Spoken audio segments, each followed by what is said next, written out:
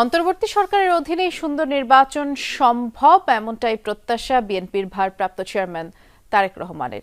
বিকেলে এনপিপির প্রতিষ্ঠাবার্ষিকীর অনুষ্ঠানে প্রধান অতিথি হিসেবে ভার্চুয়ালি যোগ দেন তিনি। বলেন, অন্তর্বর্তী সরকারের নৈতিক ভিত্তি নিয়ে কোনো প্রশ্ন নেই, তবে তারা জনগণের কাছে জবাবদিহিমূলক নয়।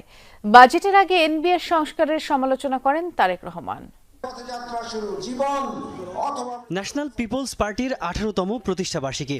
রাজধানীর ডিপ্লোমা ইঞ্জিনিয়ার্স ইনস্টিটিউটে অনুষ্ঠানে যোগ দেন যুগপৎ আন্দোলনের শরিক দলগুলোর নেতারা। গণতন্ত্রের পথে উত্তরণের জন্য এনপিপির চেয়ারম্যান বলেন, সংস্কারের বাহানায় নির্বাচন পেছানোর পায়তারা করা হচ্ছে। জুনের মধ্যেই নির্বাচনের তফসিল ঘোষণার দাবি তার। মানুষ সংস্কার বোঝে না। আমরা গ্রামে গঞ্জে যাই, কোথায় সংস্কার, কি সংস্কার, সেটা আজ পর্যন্ত মানুষ বুঝতে পারেনি এবং ইন্দ্রাও দিতে পারে নাই। সংস্কারের নামে সংস্কারের দোয়াই দিয়ে নির্বাচন পিছনে যাবে না।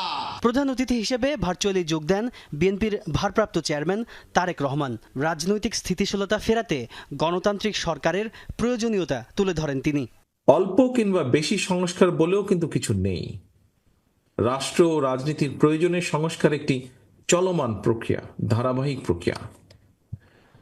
তবে আমার কাছে মনে হয় পুঁথিগত সংস্কারের চেয়েও প্রায়োগিক সংস্কার বরং অনেক বেশি জরুরি। আবারও ডিসেম্বরের মধ্যেই নির্বাচন আয়োজনের দাবি জানান তিনি। বিএনপি সহ আমরা যারা একসঙ্গে রাজপথে আন্দোলন করেছি, আমাদের সর্বাত্মক সমর্থন অব্যাহত রেখেছি। সুতরাং দেশে বিদেশে সম্মানিত দক্ষ এবং যোগ্য ব্যক্তিত্ব অন্তর্বর্তীকালীন সরকার প্রধানের নেতৃত্বে জনগণ অবিলম্বে দেশের ইতিহাসের সবচেয়ে অবাধ, নিরপেক্ষ একটি জাতীয় নির্বাচন দেখতে পাবে। রাজনীতিবিদদের বাদ দিয়ে দেশের উন্নয়নে নেয়া কোনো পরিকল্পনা টেকসই হবে না বলেও মন্তব্য করেন বিএনপির ভারপ্রাপ্ত চেয়ারম্যান।